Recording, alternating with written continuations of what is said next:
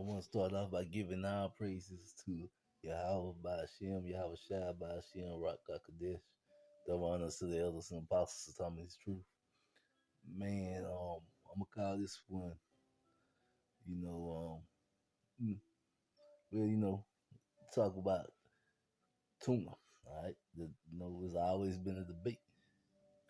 Is it clean or is it unclean? And one thing to keep in mind is that catfish and sharks have scales that you cannot see either, and we consider them unclean. All right, so this is hot debate. All right, it goes back and forth because of this, but this is some pictures of some tunas, as you can see, and we know the purpose of the scales on the outside of the fish is so that parasites would hit it and immediately fall off the fish. All right, so that has always been the purpose of it. All right, now this is Deuteronomy, the 14th chapter, and I'm gonna read the ninth and 10th verse. These ye shall eat of all that are in the water, all that have fins and scales should ye eat, and whatever has not fins and scales you may not eat. It is unclean unto you. Alright, so I'm just gonna roll a few clips, come back, show off a few more images, and I'm gonna let people decide on this one on their own. Alright.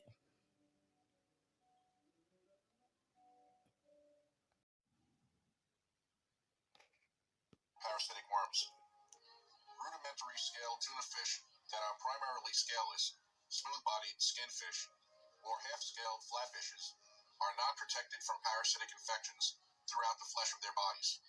Primarily scaleless fish or half-scaled fish are typically infested with parasitic worms throughout their flesh.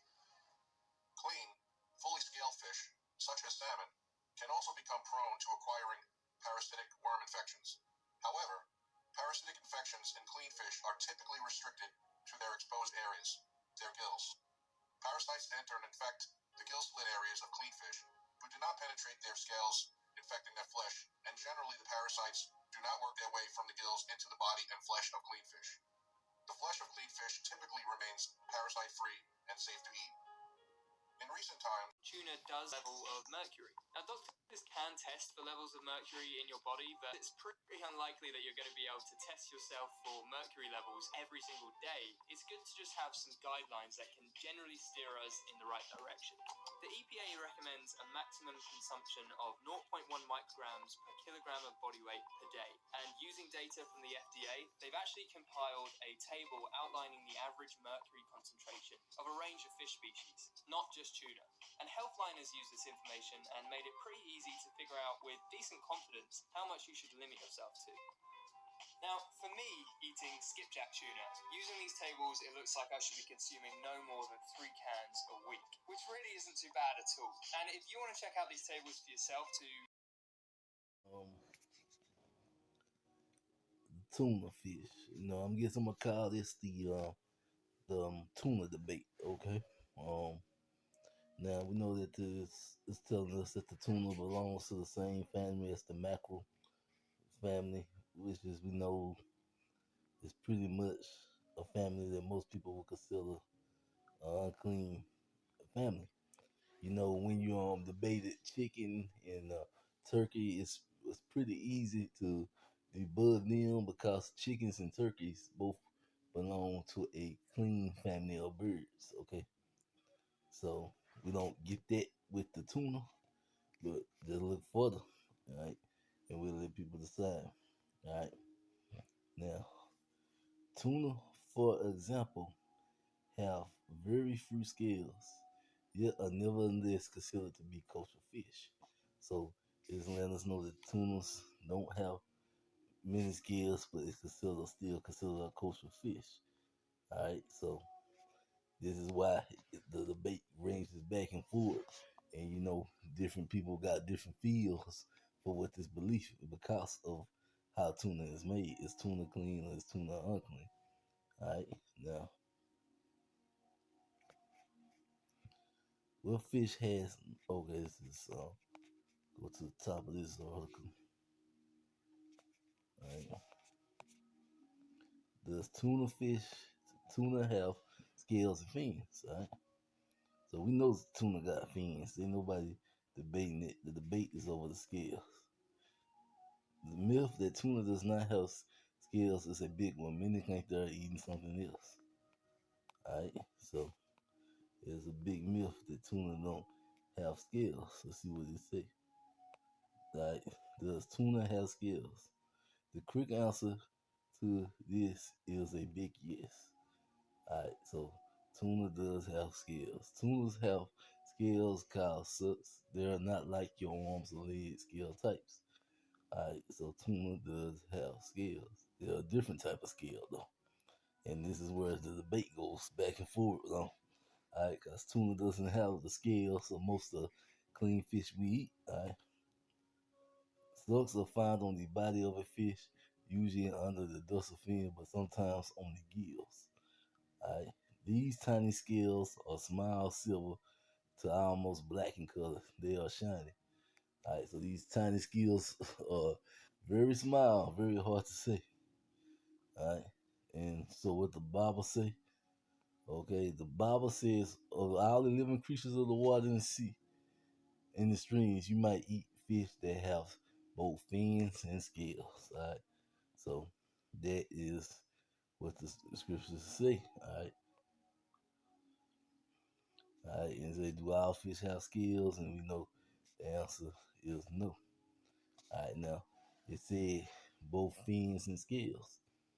Alright, now this is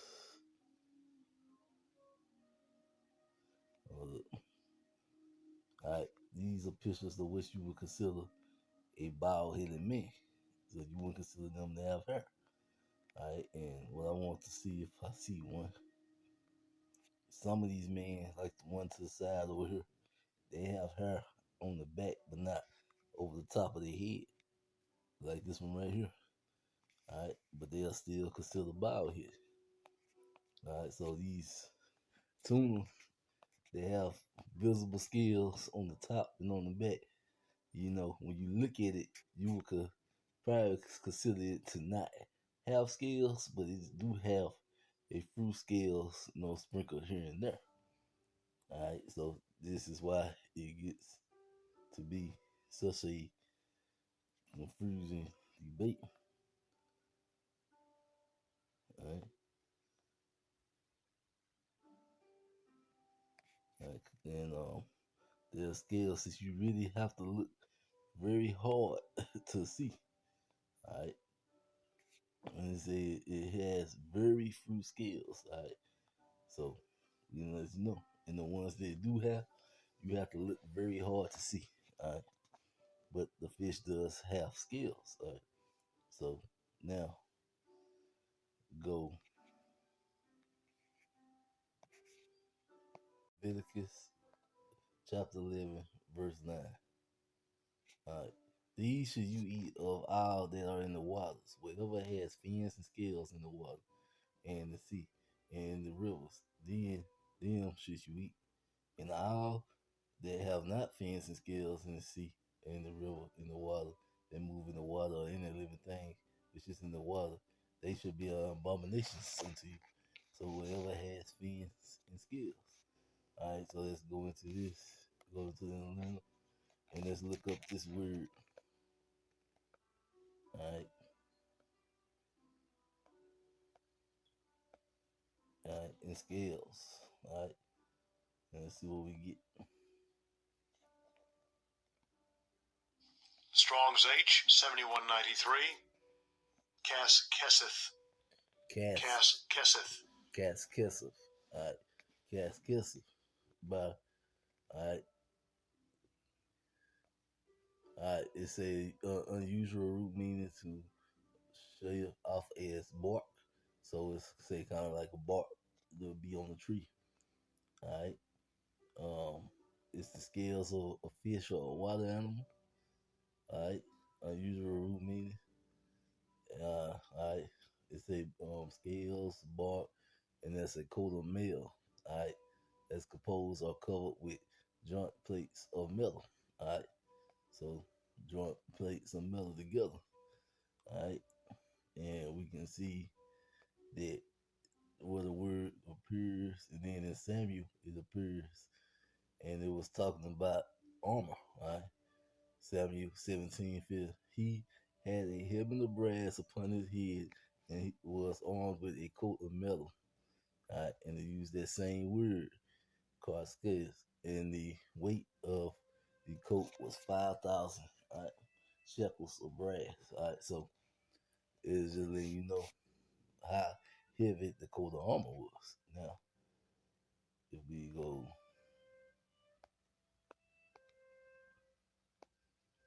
back over to this, okay, we get this is what the coat of armor would look like if it had scales all over. You see, there's no missing, everything fitting together tightly.